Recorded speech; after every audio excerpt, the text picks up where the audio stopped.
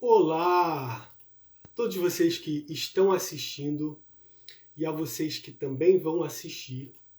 Quero dizer, sejam muito bem-vindos para a nossa live podcast.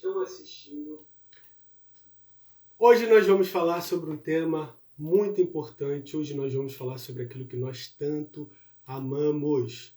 Nós vamos falar sobre superações e recomeços. Sim, esse tema importantíssimo, esse tema profundo, tá? Hoje eu vou trazer uma grande amiga, uma parceira. Ela foi coautora no livro A Potência do Ponto e Vírgula. É um livro que fala justamente sobre esses pontos finais ou essas vírgulas que nós achamos que é o fim, mas na verdade apontam para um recomeço, tá? Então sejam muito bem-vindos. Nós começamos a nossa live aqui no Instagram e nós também estamos em live lá no Facebook. Estamos com transmissões múltiplas, tá? Sejam bem-vindos. Já vão compartilhando aqui a nossa live. Compartilhe essa live para pessoas que você sabe que precisa ouvir sobre esse aspecto de superação, sabe? Essas fases da vida tão difíceis, tão complicadas, mas que nos ensinam tanto, que nos trazem tantas experiências, nos trazem amadurecimento, nos trazem posicionamentos, tá? Para você que entrou aqui achando que você vai encontrar uma live perfeita, então não estamos falando sobre essa live. Essa live vai ser muito imperfeita. Vai ser uma live para a gente dar boas risadas, para a gente aprender de uma forma muito leve sobre como a vida pode ser leve mesmo sendo difícil. Nós vamos dar risadas, nós vamos brincar, nós vamos trazer questões aqui engraçadas, dinâmicas. Então não espere de nós perfeição. Espere da gente, sabe, aprendizados de forma leve. Espere dessa live um bom bate-papo sobre a vida e vai ser uma troca, tá? Então já deixa aqui, ó, adiciona aqui nos comentários aquilo que você está achando aqui da nossa live, tá? Compartilha bastante, porque em breve eu vou estar chamando a minha amiga Patrícia. Seja bem-vindo, Tayane? Tayane acho que tá lá, está nos Estados Unidos ainda, Tayane? Seja bem-vinda, Natasha. Patrícia já entrou aqui, a psicanalista Patrícia Pedro. Privat, eu acho que é um parceiro meu lá da Zona Sul, esse Privat aqui. Então, vem chegando que vai ser uma live muito interessante, tá? Então, minha amiga Patrícia, tá tudo pronto aí? E você que tá aqui assistindo essa live, deixa aqui nos comentários, tá dando para ouvir? Vocês estão ouvindo de boa? O áudio tá bom? Diz aí para mim, por favor, se o áudio tá bom, se a imagem está boa. Deixa eu colocar aqui o nosso tema. Para quem entrar depois, vai saber sobre o que o nosso podcast, a nossa live fala. Vitória Pedro disse que sim, então o nosso áudio tá bom. O pessoal aqui do Facebook, me dá um feedback aí. Diz aí aqui no Facebook se o nosso áudio está bom. Diz aí pra gente. Não esqueçam a nossa live, ó. Débora Cristina, seja bem-vindo. Psicóloga Cláudia Mello, seja bem-vindo. Patrícia Pedro está dizendo, estou prontinha. É isso. Então, mais uma vez, não espere dessa live perfeição. Espere dessa live um papo dinâmico, engraçado, divertido. Espere dessa live humanismo, humanidade, alma, tá bom? Então, vou chamar aqui a minha amiga. Vou chamar Patrícia. Então, minha amiga, seja muito bem-vinda, tá? A nossa live podcast Superações e Recomeço. Nós vamos começar com você se apresentando. Fale um pouquinho mais sobre você, sobre suas formações. Eu quero que todo esse público que nos acompanha aqui no Instagram e no YouTube, as pessoas que vão assistir essa live depois, também entenda e se aprofunde nessa riqueza que é Patrícia Pedro. Ah, coração generoso demais. Amo sua vida. É um prazer estar aqui com você, é um prazer estar com essa galera que está acompanhando a gente aqui. Bom, eu sou a Patrícia, eu sou mãe, sou esposa, sou filha, sou amiga, sou gente. E profissionalmente eu venho galgando aí ao longo desses anos, acho que aprimorando um pouco mais e acabei cientificando aquilo que eu já fazia. Porque eu trabalho com ação social, acolhimento, cuidado há mais de 15 anos. Minha casa foi ponto de arrecadação e distribuição de material para pessoas em vulnerabilidade há muitos anos. Eu largava, botava tudo no meu quintal. Traz para cá, gente, guarda aqui. Quem está precisando disso? Quem está precisando daquilo? E sempre fiz muito aconselhamento. Com o tempo, eu comecei a perceber que faltava mais, que tinha uma parte que isso não preenchia, que é a parte científica. E aí eu comecei a me aprimorar, né? E a partir disso, eu já tinha uma formação, sou teóloga, sou bacharel e licenciada em teologia. Agora eu estou graduando em filosofia e tenho formação de professora, de jornalista, e aí, nesse processo, eu fiz a psicanálise, fiz no IBRAP, e antigamente não existia online, era presencial, 3 anos e meio, e foi uma formação muito rica.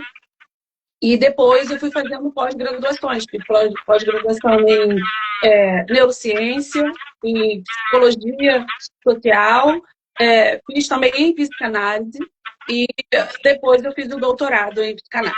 Então, assim, estudar, eu acho que o tripé da psicanálise é terapia, ou seja, análise contínua, muito estudo, nunca parar de estudar, e supervisão. Então, eu estou dentro desse tripé aí. Hoje eu consigo dar aula, consigo ter a minha supervisão e também já fazer supervisão. E atendo no meu consultório já há muitos anos e também atendo no office social. E, assim, eu acho que a minha vida é estar a serviço da alma humana mesmo. Que profundo, minha amiga, que profundo. Gente, solta o coraçãozinho aqui, solta o coraçãozinho aqui, ó. Aperta aí no coraçãozinho. Maravilha, minha amiga. Primeiramente, meus parabéns. Obrigada. Nós já nos conhecemos há alguns anos, né? Daqui a pouquinho a gente vai falar sobre a primeira vez que nós nos conhecemos. Mas é admirável observar todos esses anos, toda a sua trajetória, todas as suas lutas, né? Nós já compartilhamos algumas dores, nós já compartilhamos alguns choros.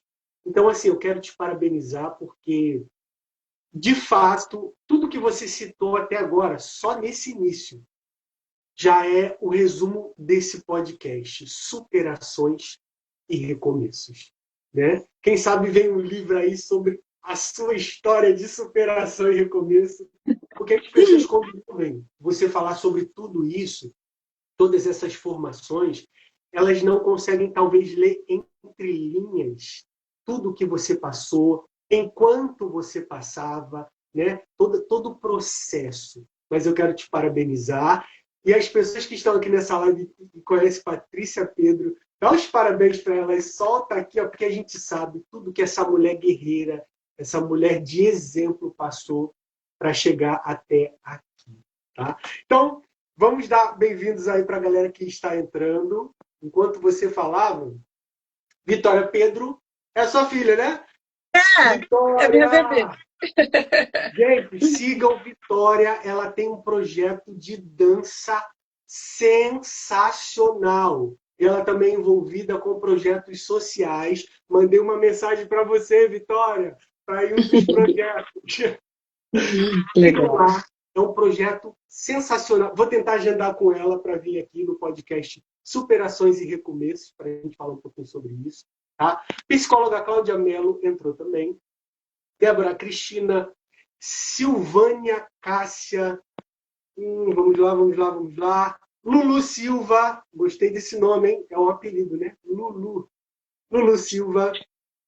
Lê, agora eu quero que tu lê esse sobrenome aí que é difícil, hein? Me ajuda aí. Legalinari, é isso mesmo? Sobrenome bonito, hein? Esse sobrenome não é brasileiro, não, tá? Chique. O I alguma coisa aqui que eu não estou conseguindo ler também. Débora Cristina. Beatriz, seja bem-vinda. Então, todo mundo que entrou, sejam muito bem-vindos, sejam muito bem-vindas, tá? Agora nós vamos falar um pouquinho sobre tcharam, o livro que nós fomos coautores. Diga pra gente como foi o processo, como foi a ideia de ser coordenadora desse projeto tão profundo. Quando você me mandou a proposta, eu li atentamente. Eu acho que eu demorei alguns dias para te responder, porque eu não gosto só de ler, eu não gosto só de ouvir áudio. Ouvi, ali. Não. Eu gosto de me atentar aos detalhes que a pessoa teve o trabalho de escrever, teve o trabalho de falar. Então, eu demorei alguns dias para analisar. E quando eu percebi que seriam vários autores, vários coautores juntos para escrever uma mesma obra, eu tive um insight. Eu entendi na hora que esse livro ele estaria falando sobre coisas muito mais profundas até do que a forma técnica das nossas profissões. Não é só um psicólogo, um psicanalista, um psicoterapeuta, uma dentista, um advogado, uma dançoterapeuta, cada um dentro da sua especialidade. Não era só algo técnico, mas eu vi um pedido de tipo assim, põe a alma de vocês aqui, põe aquilo que talvez em um livro científico não daria para colocar. Eu falei, cara, isso daí tem a ver comigo. Isso daí tem a ver com a nossa essência, né? A gente gosta muito de coisas que vêm da alma, de coisas que são profundas. Nós temos uma alma artística, né? Uma alma desconectada com religiosidade, desconectadas com padrões sociais. Nós enxergamos além dos padrões. Então, eu achei sensacional. E eu quero que você diga para a gente como foi para você ter essa ideia, como foi esse processo de ser co-organizadora ou organizadora direta desse livro, A Potência do Ponto e Vírgula. Foi um prazer. Na verdade, eu estava até conversando com a Cláudia isso ontem. Eu falei, Cláudia, eu amo escrita. Quando eu era criança, eu gostava de ler.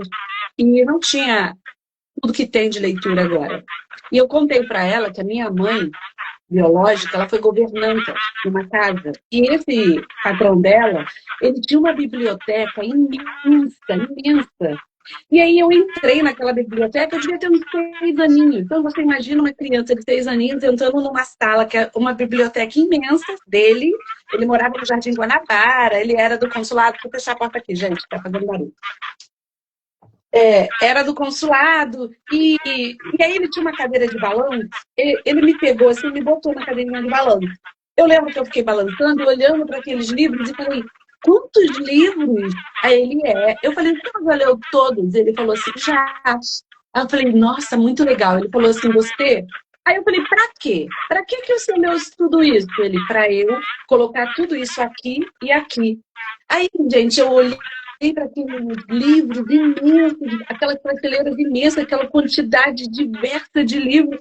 Falei, eu quero. Ele, você vai viajar o mundo sem sair do lugar se você ler. Você aprende sobre tudo se você ler.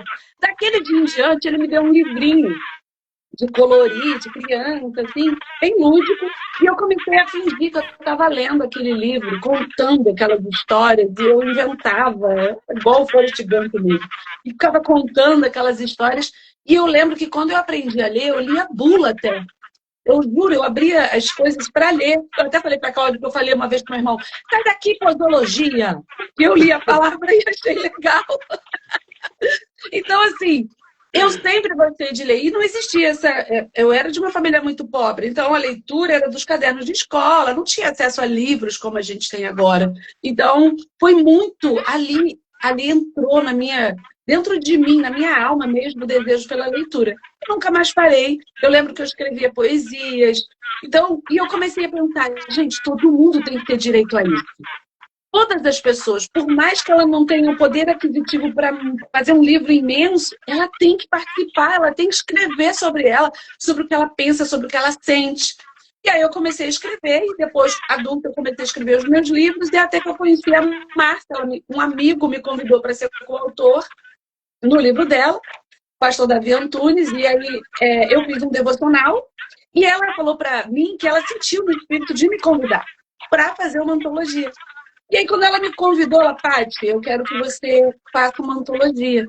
No meu espírito saltou o título na hora, e quem seria que estaria comigo? E eu comecei a falar, eu já sei quem vai estar comigo nessa, e eu sei o que é que vai ser esse livro. E aí nasceu o livro A Potência do Ponto e Vírgula. A gente conversou bastante para que fosse acessível, para que todos esses escritores pudessem escrever, sabe? Esse livro, ele tem um registro, tem o nome da gente. Então, assim, a gente é escritor. Então, assim, olhar para uma pessoa comum, de repente, uma pessoa moradora da Baixada Fluminense, como eu, e que está no livro, e que conta a sua história, e que fala sobre as suas verdades, isso, para mim, é muito grande, é muito potente. E foi o que a gente fez. Quando eu senti no meu espírito e Deus me deu o nome, A Potência do Ponto e Vírgula, eu senti assim, todo mundo em algum momento, o símbolo do ponto e vírgula é para alguém que ou já pensou em suicídio, ou já pensou em parar, ou passou por uma situação onde ele achou que não tinha mais jeito. E eu falei, todas essas pessoas que eu chamei, em algum momento, passaram por isso. Tiveram a sensação de que ali tinha uma parede que era o fim. E eu vou pedir para elas contarem, nesse livro, quando foi que elas se sentiram assim, e como que elas lidaram com isso, falando a parte humana, e também quando que profissionalmente ela se viu nesse lugar, de também enxergar alguém ou uma situação onde ela viu que tinha um ponto e vírgula para alguém. E aí nasce esse livro, e todos que estão nele, inclusive o livro é bem grosso, todas essas pessoas, são 33 autores, então todos eles realmente contam essa história de ponto e vírgula. E aí eu queria agora inverter os papéis. Assim como você me apresentou, eu quero que você se apresente, meu amigo. Quero que você fale para a gente de você e fale para a gente o que você sentiu escrevendo isso e como foi para você participar disso aqui. O meu sorrisão já é uma resposta, né? Maravilhoso, amiga, maravilhoso. As pessoas estão aqui, ó, dizendo que te amam muito aqui no direct, antes de eu responder. As pessoas estão dizendo que têm orgulho de você, estão mandando coraçãozinho, estão mandando flores. Para vocês que estão aí na live, nós estamos de olho aqui. Deixa aqui seu comentário, nós estamos olhando aqui, tá? Bom, eu me chamo Rafael Basílio. O meu nome é um nome hebraico, Rafael. É uma junção de duas palavras. Rafa, em hebraico, significa cura, e El, em hebraico, significa Deus. Então, pode também ser interpretado como Deus cura, ou Deus é aquele que cura. Eu sou teólogo, iniciei fazendo teologia. Quando eu tinha 13 anos, eu comecei a ser convidado para palestrar. Eu tive mentores excelentes, éticos, respeitosos, que me ajudaram muito no meu processo de formação ministerial. E quando as pessoas viam a forma como eu falava, como eu me importava, com meus 15 anos, começaram a me chamar para palestrar. E eu vi a necessidade de me formar naquilo que eu fosse fazendo. Eu nunca gostei de fazer algo sem entender o porquê, para quê, como, quando, onde. Os maiores vídeos que eu já fiz na minha vida surgiram das minhas próprias dúvidas, principalmente sobre relacionamento amoroso, educação sexual, sexologia. Eu gosto de entender por quê, como, onde, quando, quem falou, onde está isso no contexto histórico. E aí eu fiz teologia para manusear bem esse livro sagrado, mesmo não sendo religioso, e deixo isso bem claro porque na época eu usava cabelo louro. Uma coisa que não bate com a outra. Então estou deixando bem claro que eu nunca fui religioso, mas eu amava ajudar as pessoas através do compartilhar de conhecimento. Com 15 anos eu batizei o meu quarto de Shabat. Eu amei esse nome hebraico, Shabat. E eu comecei a me interessar pelo hebraico. Na teologia, eu descobri que existe toda uma influência histórica dentro do contexto História das Religiões, em que o livro sagrado mais vendido no mundo, ele foi modificado em muitas páginas, em muitos textos, e isso me aguçou para saber, peraí, se esse livro foi modificado, então será que o que eu tenho dentro da minha casa é o original, é aquilo que veio de primeira? Eu descobri que não, que o livro sagrado que nós temos em casa é apenas uma tradução, né, uma cópia de várias traduções que partiram do original. E aí eu descobri que o Antigo Testamento foi escrito em hebraico e aramaico, o Novo Testamento foi escrito em grego, e eu percebi que tudo que eu tinha aprendido, eu aprendi errado. E eu tive a humildade de, a partir dos meus 15 anos de idade, vamos pegar ali com 18 anos, eu já estava aberto a desconstruções de tudo aquilo que eu tinha aprendido até os 13 anos. E aí, com 18 anos, eu comecei a palestrar de forma mais madura sobre vários temas com base nos originais do hebraico e grego, fazendo a correção desse livro sagrado e trazendo a origem do real significado das palavras. Lembrando que tudo isso fora do contexto religioso, né? Trazendo uma perspectiva de espiritualidade, esse ser que nós chamamos de Deus, mas o nome dele não é Deus, desse ser, né, superior que nós chamamos de Cristo, mas o nome dele não é Cristo. Então, o meu trabalho era mais fazer isso, fazer esses alinhamentos e essas correções. Aí, com 18 anos, eu comecei a ser chamado para dar mentorias. Pastores começaram a me convidar para, cara, eu preciso te ouvir, marca um dia aí para a gente tomar um café, eu quero falar um pouco das dificuldades que eu tenho, eu vejo a forma como você lidera, sabe? Você respeita a opinião das pessoas, você não manipula liderados, eles fazem o que eles querem, literalmente, você está ali só para tirar dúvidas, para trazer alinhamento para aqueles que precisam e dar liberdade para eles viverem, fazer aquilo que eles querem, porque a vida é deles. E aí os pastores, líderes espirituais me procuravam querendo entender como é que é isso. Já que o modelo religioso é de punição, é de mandar, é de dar ordem, é de dar castigo. E aí eu comecei a dar mais atenção para isso. E quando eu comecei a dar mais atenção para isso, eu percebi que eu precisava de mais conhecimento fora da linha de espiritualidade, teologia, hebraico. E eu fiz o curso de terapia cognitiva comportamental, para não falar besteira, né? Para não falar abobrinha. E aí esse curso me ajudou a entender o comportamento do ser humano, né? A mente do ser humano de uma forma mais profunda. E eu comecei a fazer gabinetes e aconselhamentos também. Aí, além das aulas e palestras que eu dava, eu comecei a dar mentoria para líderes religiosos. Fui fundador de uma torre apostólica e pastoral. E para líderes sem fronteira, existiam líderes de religiões africanas, de budismo.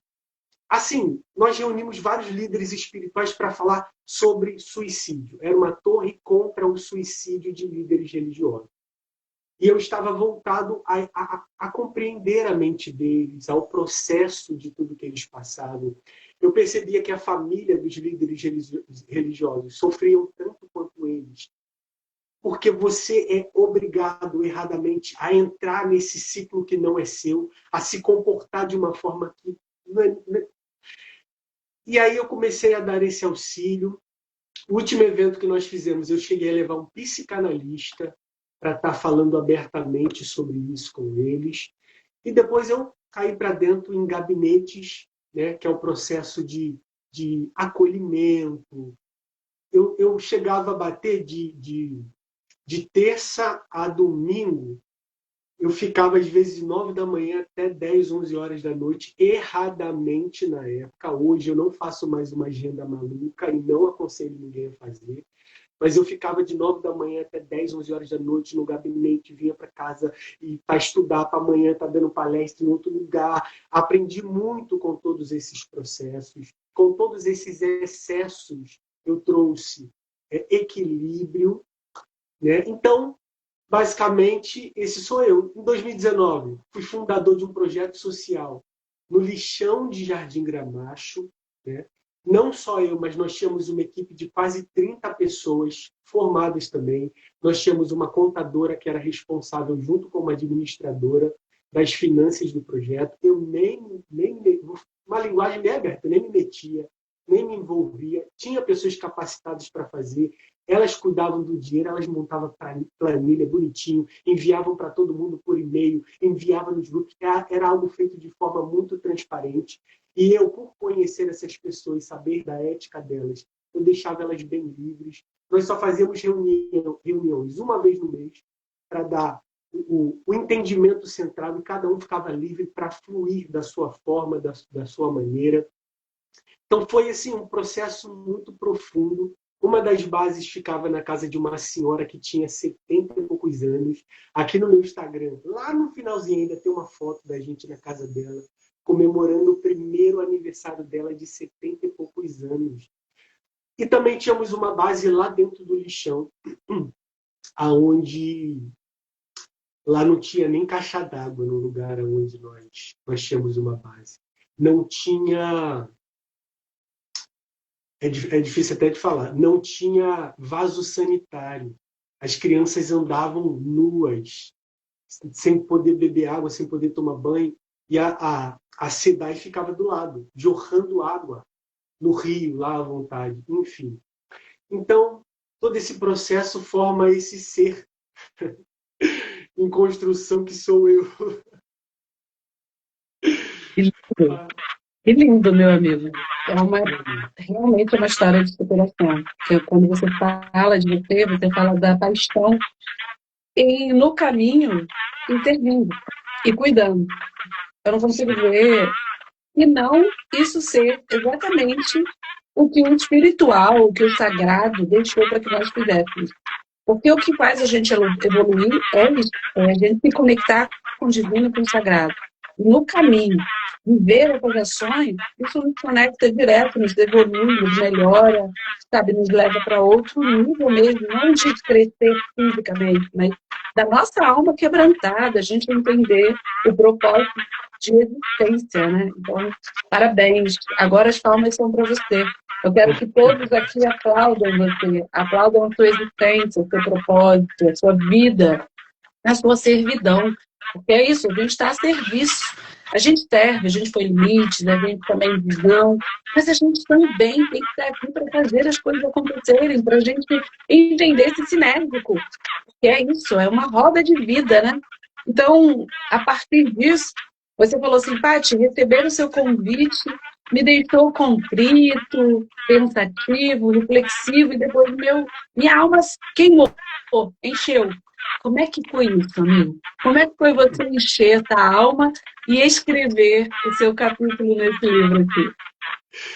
Olha, foi algo muito extraordinário. Extraordinário. Não foi ordinário, foi extraordinário. Porque naquela época que eu fundei essa torre contra o suicídio de líderes religiosos, eu comecei a escrever sobre depressão não é frescura e ansiedade não é frescura. Literalmente esse tema para trazer essa irreverência. Sabe? Ah, poderia ser outro tema? Poderia, mas depressão não é frescura. Porque é assim que é visto socialmente. É assim que as pessoas ainda enxergam. Né? E as pessoas que passam por isso acabam sofrendo ainda mais. Porque nós, né, nós no coletivo, ainda estamos aprendendo sobre tudo isso. Então, quando eu me deparei com esse tema, tinha muito a ver com aquilo que já estava borbulhando há muitos anos dentro de mim. Quando você pega esse tema, a potência do ponto e vírgula, a primeira coisa que acontece é gerar um ponto e uma vírgula na tua cabeça, tipo, hã? A potência do ponto e vírgula. Aí você... E a intenção é essa. Aí quando você puxa isso para outras definições, para outros significados, você primeiro aprende a ser mais leve. Porque a gente não precisa entender tudo de primeira. Geração fast food, sabe? Eu quero agora, eu quero hoje, eu tenho que entender agora. Não, se eu não entendo isso, eu não quero. Calma, respira. Então, eu levei um tempo para degustar esse a potência do ponto e vírgula. Quem me conhece há muitos anos sabe que eu sou meio filosófico, eu sou meio poético. Eu gosto muito dessa parada de parar para pensar, de meditar, sabe, de ficar igual um maluco, parado em frente à praia, olhando para o sol, para a lua, para as estrelas, viajando na maionese.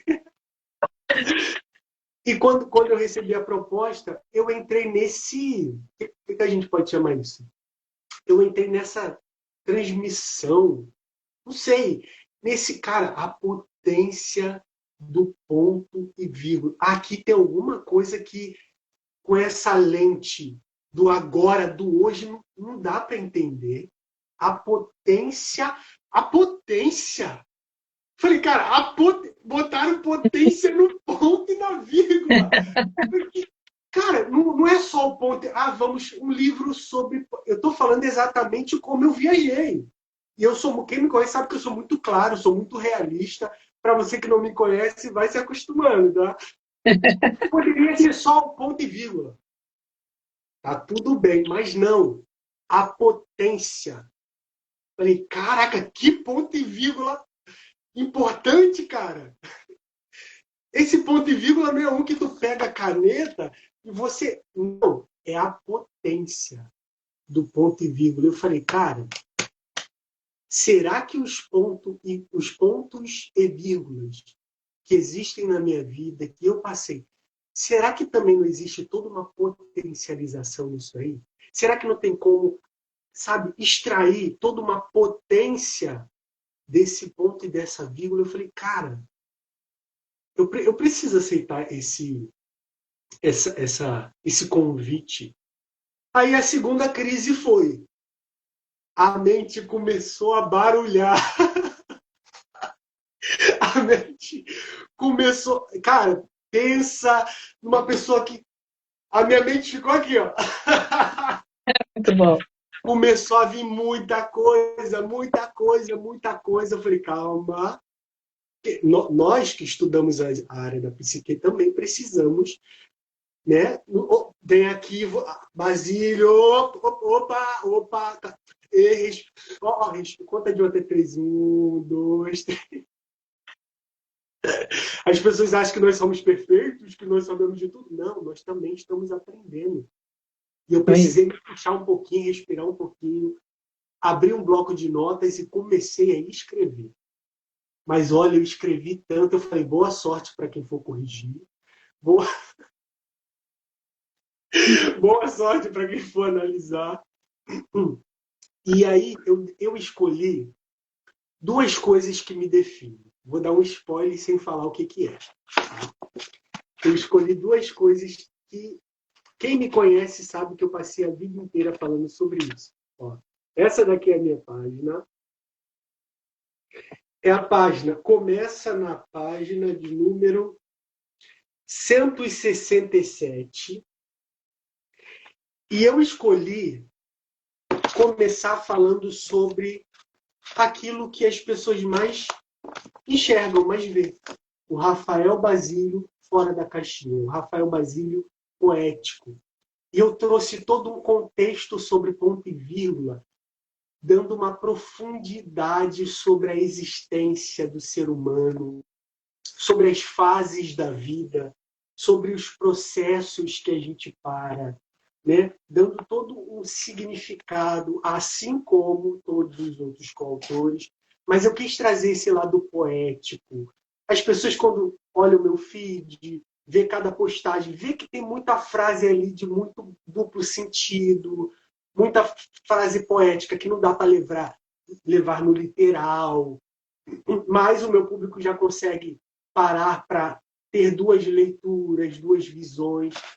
E aí, na segunda parte, o tema dessa primeira é a dor tem a capacidade de nos fazer enxergar um ponto onde só existem vírgula. Aí eu olhei para o meu processo pessoal, para o processo pessoal de todos os gabinetes que eu fiz, das mentorias que eu fiz. E eu falei, cara, a dor, ela literalmente tem a capacidade de nos fazer enxergar um ponto aonde, na verdade, só tem uma vírgula. Porque ponto é algo que aponta para um ponto final. Uhum. Pode ter um começo, mas vai ter um começo diferente. A vírgula Aí, não. A vírgula é só uma pausa para continuar. E na vida, aí. a gente acha que é um ponto final e, na verdade, foi só uma pausa para a gente continuar. E quando a gente passa pelos processos, a gente consegue perceber isso. Já na segunda, eu coloquei a minha alma. Eu falo sobre relacionamento amoroso desde adolescente. Tinha um seminário de relacionamento amoroso com base na psicanálise e neurociência. Eu sou apaixonado pela neurociência. Explicar o amor com base na neurociência, falar sobre os neurotransmissores, sobre os hormônios, o amor companheiro, que é a ocitocina, que é diferente da paixão. O neurotransmissor da paixão é a dopamina. São coisas diferentes, geradas em momentos diferentes. Então, às vezes, a gente acha que ama, mas o nosso cérebro está gerando a dopamina, que é o neurotransmissor da paixão. E paixão, segundo a neurociência, é uma demência de compulsão e obsessão. É completamente diferente do que a gente aprendeu. Já o amor, ele é racional. O amor é companheiro. O amor, ele é respeitoso. O amor é tudo aquilo que a gente acha que não é o amor. E a paixão é tudo aquilo que a gente acha que é o amor. Então, nessa segunda parte, eu trouxe um pouquinho do Rafael Basílio, da forma como eu enxergo o mundo. Eu enxergo muito amor em tudo. Não vou falar meu signo, né? Mas o meu signo, ele puxa muito para isso aqui, ó. Eu, quando estou na rua, eu estou observando casais. Quando eu estou vendo filmes, são filmes que envolvem casais, relacionamentos, traições, decepções. A minha visão, a minha perspectiva de vida, a partir do que eu vejo, é relacionamento, é casal. Eu gosto de entender por que as pessoas se separam. Teve um vídeo que eu gravei uma vez que foi muito polêmico. E as pessoas só foram entender 3 anos depois. O tema era por que as pessoas traem? E eu trouxe esse contexto com base na neurociência. Qual é o neurotransmissor que trabalha isso, os impulsos e por que isso acontece? E aí eu coloquei um tema nessa segunda parte. O amor verdadeiro vem depois do ponto ou da vírgula? Muito bom, muito provocativo. Sabe, tipo, tá, tô passando por um ponto, eu acho que é o ponto final. Tá, mas a pergunta não é essa. A pergunta é, o amor verdadeiro vem depois desse ponto? Não, eu já estou passando por uma vírgula, eu dei uma pausa. Tá bom, mas o amor verdadeiro vem depois dessa vírgula? E aí eu trouxe todo esse contexto, falando muito sobre a minha forma de ver a vida, de ver o mundo, de entender as pessoas. Nunca taxativa, nunca é isso. Sempre hoje é isso, amanhã eu posso achar outra coisa. Posso me desconstruir, me reconstruir quantas vezes for necessário. Posso falar, aquela frase que eu escrevi estava errada, a forma correta é assim, não tenho dificuldade nenhuma em aprender, reaprender, mudar, modificar. E é isso, meu amigo. Muito bom. Quando eu estava lendo, né, a boneca do livro, eu recebi a boneca do livro, eu fiquei maravilhada com a história da personagem ali. E eu leria um livro inteiro, só daquele capítulo ali. A sua comunicação, quando você falou, Paty, nós que temos a alma artística, a alma da co-criadores com Deus, ou do Criador, ou do Rei, do Deus do Universo, como as pessoas, Pai das Luzes, como as pessoas quiserem chamar, quando a gente. Enquanto as pessoas estão racionalizando, vamos supor, um lugar que dá para construir uma casa, a gente está olhando para as estrelas, para a árvore, a gente está olhando para o mar, a gente está ali fluindo. E quando eu li o capítulo, eu falei, cara, eu consigo ver o Rafa inteiro nesses 2 capítulos. Só que ficou com gosto de quero mais, sabe? Ficou aquela coisa de tipo, eu queria muito mais, eu acho que tem muito mais aí dentro para entregar, tem muito mais para sair.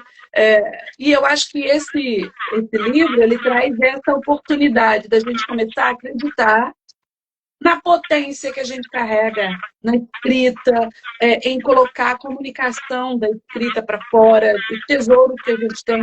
Em tempo de uma era tão digital, uma das escritoras, ela está até aí, a Isabela, ela falou assim para mim, Paty, quando ela recebeu o convite, ela falou assim, é interessante ver que, em tempo de uma era tão digital, as pessoas estão voltando a pegar livros para ler. E quando tudo acabar, se houver um apagão e a gente ficar sem a internet, sem acesso, porque, por exemplo, quando acaba o Wi-Fi, a gente não liga a televisão, gente. A gente só liga se tiver aquelas anteninhas ainda comuns ali. Mas não tem mais nada, tudo para. Mas o livro, não. O livro, a gente vai embora desse plano e o livro fica. Ele fica aqui. A gente não sabe quais mãos esses livros irão pegar daqui a 40, 50 anos. Mas em alguma estante esses livros vão estar. E alguém vai ter a curiosidade de pegar esse livro na mão e falar, caramba, deixa eu ler essas histórias. E pode ser que faça muito sentido para alguém que ainda nem nasceu quando pegar esse livro aqui para ler. Então, essa certeza de uma perpetualização através da escrita impressa me atrai demais, me aguça muito, porque tudo pode passar, mas a escrita não. Então, assim, isso é sólido. Eu vejo isso aqui como algo muito sólido. E é muito interessante, né, que quando a Márcia está tocando com palavras, que é a Márcia Cristina, que é a diretora, a dona da... O pessoal usa o nome mais chique hoje, é seu, acho que é assim que fala, né? Seu da igreja, da editora. Ela tem uma editora e ela também tem um espaço físico, que é a Tocando com Palavras. E aí ela falou, quando ela me fez o convite, e eu comecei a chamar as pessoas, ela começou a me falar, me dar dica também, de como funciona esse universo. De como é, porque uma coisa é você escrever e entregar na mão. Outra coisa é você participar ativamente, sabe? Ela mandava para mim, ela falava comigo. Ela teve muita paciência conosco, com todos os escritores. Então, foi muito gostoso esse processo. Não foi pesado, sabe? Foi potente, mas pesado não foi. E aí, quando eu lia cada capítulo ali, quando eu só ficava com um gostinho de quero mais. Eu falava, meu Deus, a gente pode continuar essas escritas. E a gente pode fazer isso de forma anual, sabe? A gente pode fazer... Vamos colocar como está esse ponto e vírgula esse ano. Vamos colocar como estão esses humanos esse tempo. O que eles reescreveriam, como você falou? O que eles reaprenderam de si? O que eles olhariam agora? Porque é isso. O Rafa de agora não é o Rafa de quando tinha 18 anos. É até injusto você cobrar dele que ele tenha o que você tem agora. Uma das autoras falou assim para mim, que eu faço uma dedicatória. E aí ela fala, caramba, não foi à toa. Ela é muito sinérgica. E aí ela falou, a minha avó também superou um câncer. Igualzinha sua. E ela viveu também. A minha avó teve câncer aos 60 e foi morrer com 90 e pouco. Então, assim, e aí, ver isso é muito legal. Então, eu acho que essas escritas, elas estão convidativas em tempos de tantas angústias. Eu acho que o que você falou sobre o fast food, sabe? A gente está tendo dificuldade em sentar, às vezes, numa cadeira de balanço, ou numa rede, ou num banquinho, e não achar que é perda de tempo você degustar uma leitura, tomar um café com calma. Então, acho que em tempo de fast food, aí, essa galera que bota do lado, tá o escudo do outro tão rápido, esse livro está convidando as pessoas a parar um pouquinho, literalmente, dar uma respirada e colocar um ponto e vírgula na sua vida diária, nas suas questões, em tudo que está fazendo, pensando, e ver se isso é dele mesmo, sabe? A gente tem que começar a observar que a gente está tão imbuídos a fazer, tão compenetrados, se aquilo é realmente o que a gente quer. E em momentos como esse, onde a gente pega um livro para ler, a gente se escuta, o silêncio grita. E aí é nessa liberdade que a mente está lendo, porque é isso, quando você lê, você cria o cenário. Por isso que o livro é mais rico que um filme. Eu amo os filmes também. Mas quando a gente vê o filme depois de ler um livro, a gente criou tanta expectativa, porque a gente conseguiu ampliar tanto o cenário, e é claro que a gente entende que para poder fazer o filme, a gente precisa minimizar, a gente precisa ali diminuir, e fica menos do que o livro. A gente entende, fica incrível. É incrível também o filme, mas a leitura, ela te amplia. Você lê, então vamos supor que na leitura está escrito assim, então tinha uma pessoa passando numa estrada. Você pensa aquela estrada, você dá vida àquela estrada, você imagina aquela estrada como a Rota 66, ou como a estrada do Juá. Então você dá vida. Então a sua mente, ela precisa às vezes desse descanso. Ela precisa de que ela possa ser provocada a ela criar, a ela imaginar. Então, tudo pronto, como o filme. Eu amo filme, gente, eu amo arte de todas as formas. Mas o filme que está pronto, aquilo que você está vendo na internet, que é ótimo também, mas esse momento de você escutar sua mente, deixando ela criar, a partir da percepção daquilo que você está lendo, ou do que você está escrevendo, não é perda de tempo. Isso é ganho de vida, isso é qualidade existencial, isso é parar, é escutar a tua respiração, é teus órgãos trabalharem ali de forma ornada, sabe? Tudo funcionando direitinho. Então, eu realmente acho que eu sou aquela, sabe, aquela, literalmente aquela que ama e que vai estar sempre ali provocando alguém a ler. Então, eu acho que a gente está no caminho certo com essa leitura. E assim, quando você fala do seu capítulo, é interessante, porque eu falei assim, eu sei que você vai chamar todos os autores para fazer a live, para falar de seus capítulos, mas foi muito engraçado, porque assim, eu tenho um pouquinho de todos aqui. E quem conseguir ler vai ter acesso ao que eu tenho dessas pessoas. Então, assim, e a gente conseguiu conectar pessoas que não se conheciam, que eu falava, caraca, o Rafa é idêntico a essa pessoa aqui. Eles precisam se conhecer, eles precisam ter troca, eles precisam... E o livro faz isso. Eu sou da época que tinha clube de leitura. A gente se reunia para fazer isso. Hoje a gente não tem a facilidade de fazer isso, por exemplo, na internet. Juntar uma galera para ler um capítulo de um livro junto. Então, assim, parar, tomar um café. Vamos tomar um café todo mundo virtual, cada um na sua casa, lendo um capítulo do livro. Então, assim, eu acho que tem muita coisa que dá para fluir, sair dentro da escrita e da provocação da leitura dessa obra. Sim, sim, sim. Muito, muito profundo, muito profundo. Que podcast, que live, povo. Solta o coraçãozinho aí. Tem mais gente entrando aqui no Instagram. Tem mais gente aqui entrando no Facebook. Sejam muito bem-vindos. Nós estamos em um podcast live falando sobre superações e recomeços. Minha amiga, para quem está nos assistindo agora e para quem vai assistir depois, o que nós podemos falar ou deixar na alma dessas pessoas sobre essa perspectiva, superações e recomeços? Olha, eu acredito que o ser humano ele é maior do que ele se enxerga. Eu acho que para superar e para o tamanho que a gente tem, entrar de verdade no nosso tamanho, e a gente é grandão. A gente é grandão, todo mundo é muito grande. E parece que a gente vai se compactando, se espremendo, se fechando. E quando vê, a gente está tão rígido. Então, a superação vem na perspectiva de se olhar de fora. Fora do que está sentindo, fora do que está passando. E a gente não está aqui romantizando dor, não.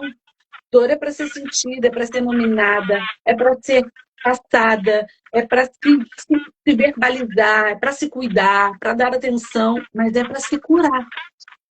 É para se curar. Então, é o processo e às vezes, se a gente só enxerga aquele processo, a gente não consegue se ver com uma lente quando a gente ultrapassa isso. Então, por isso que eu começo dizendo, se veja grandão, se veja além dessa situação, se veja além do que você está vivendo. E aí eu acho que isso nasce dentro da gente. Ou seja, nasce não, já está. Mas isso brota, isso solta dentro da gente. É essa fé natural que a gente tem na gente, é essa fé no sagrado, no divino, é essa esperança, é essa força que vem de dentro, que rasga, que rompe e que ultrapassa os limites. E que mesmo em meio a muita dor,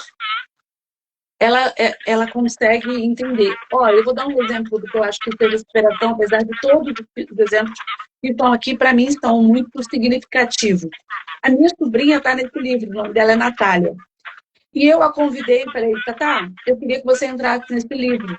E a minha sobrinha estava passando por um momento muito delicado, ela ainda está passando. A minha sobrinha tem 26 anos e ela está passando no processo de um câncer. Então, assim, ela vive isso, ela lutou 2 anos de todas as formas para achar a resposta, conclusão, o que ela tinha, nesse processo investigativo. Ela vai terminar a última sessão. E então ela escreveu os capítulos dela, do ponto e vírgula, no processo da quimioterapia. Uau! Dentro da dor dela. Ela ainda estava no processo. Eu, filha, ela, tia, o que eu vou escrever? Você. Você é grandona. Escreve você depois desse câncer. Escreve você o que você está vivendo, o que você está sentindo, a dor que você sente agora. Vai, bota isso aí. E assim, agora, dia 22 de dezembro, ela tem alta. Ela tá nas últimas quimios e ela entrou em remissão. Ela vai ter alta, vai ficar anualmente cuidando, que é normal, é o protocolo, 5 anos ali. Mas ela tem uma vida inteira e ela renasceu como uma fênix. Ela cortou o cabelo, eu falei, cara, você tá linda, você só não... Eu falei assim pra ela, eu não sabia que você ia ficar tão linda desse cabelo curto até você cortar. Ela tá vivendo, hoje mesmo ela postou com a camisa do Flamengo, feliz. Então eu acho que é isso, eu acho que é a gente não aceitar nada que está ali, a gente enxergar a gente para além dali.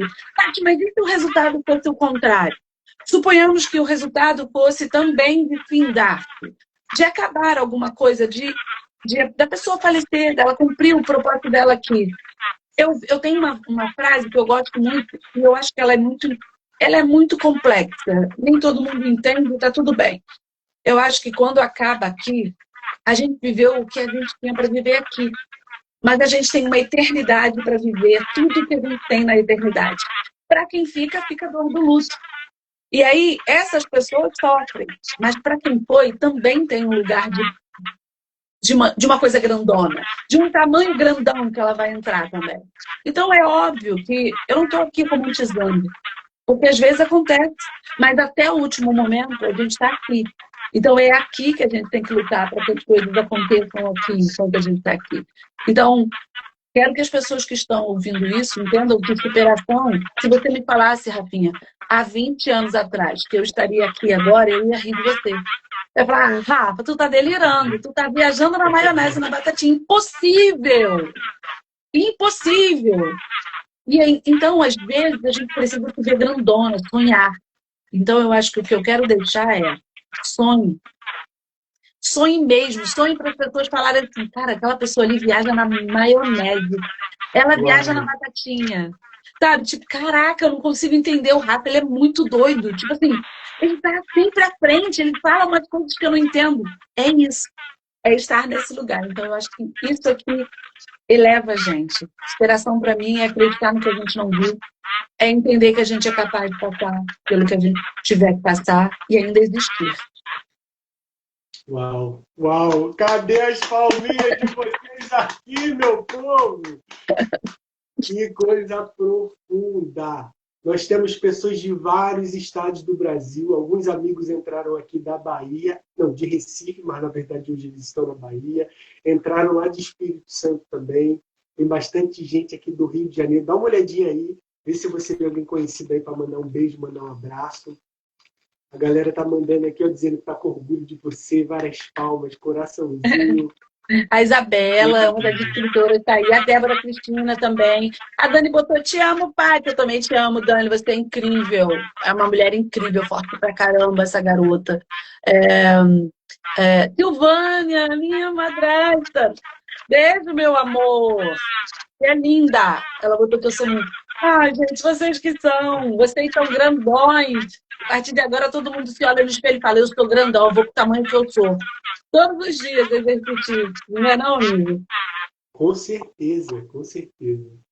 Então, minha amiga, Bateu às 16 horas. Foi tão rápido! Muito rápido. Deixa eu ver que nós já estamos. 58 minutos de live podcast. Que coisa, sabe? Que coisa prazerosa.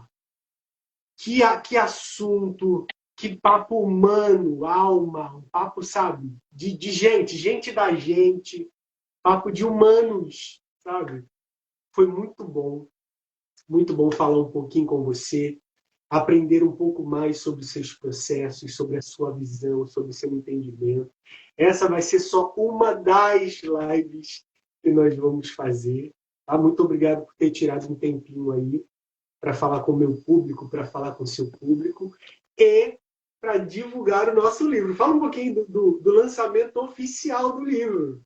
Vai ser dia 6 de dezembro, gente. Tem tudo nos nossos Instagrams. Então, acessem lá, na editora, no centro do Rio, de 10 às 2 da tarde. Então, você vai ter tempo para chegar lá, autografar o seu livro com o seu autor, tirar foto. Então, assim, e comprem, adquirem esses livros, tá? Adquirem, porque isso aqui é um investimento. E outra coisa, está chegando o Natal. Dê de presente. Então, assim, quero convidar você a dar de presente o livro A Potência do Ponto e Vírgula para as pessoas, tá bom?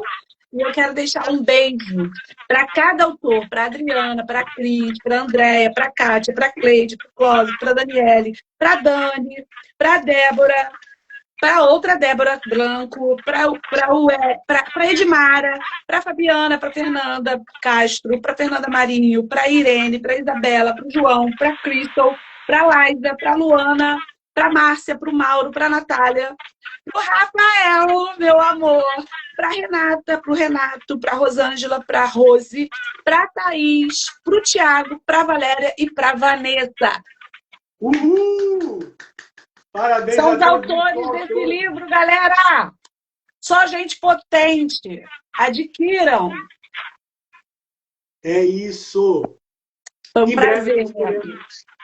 Em breve nós teremos os outros coautores aqui também, falando sobre esse mesmo livro, contando um pouquinho sobre as histórias de superações e recomeço deles. Para a gente finalizar, fala aí todas as suas mídias sociais, Instagram, Facebook, não sei o que, YouTube, todas. Fala do seu marido também, fala das plataformas da sua filha. Fala aí, divulga. Gente, é só entrar na minha, Patrícia Pedro Psi, lá você vai encontrar o Clóvis Pedro e a Vitória Pedro. Então, entrem lá, que minha plataforma é bem diversificada. Você não vai achar nada arrumadinho lá, porque essa sou eu. Quem me conhece sabe que eu sou bem assim, tá? Amigo, você é incrível. Nunca pare, tá? Você não pode parar, não. Você é essencial. Obrigado. Tá bom? Um prazer. Obrigada, tá? Beijo. Tchau. Tchau.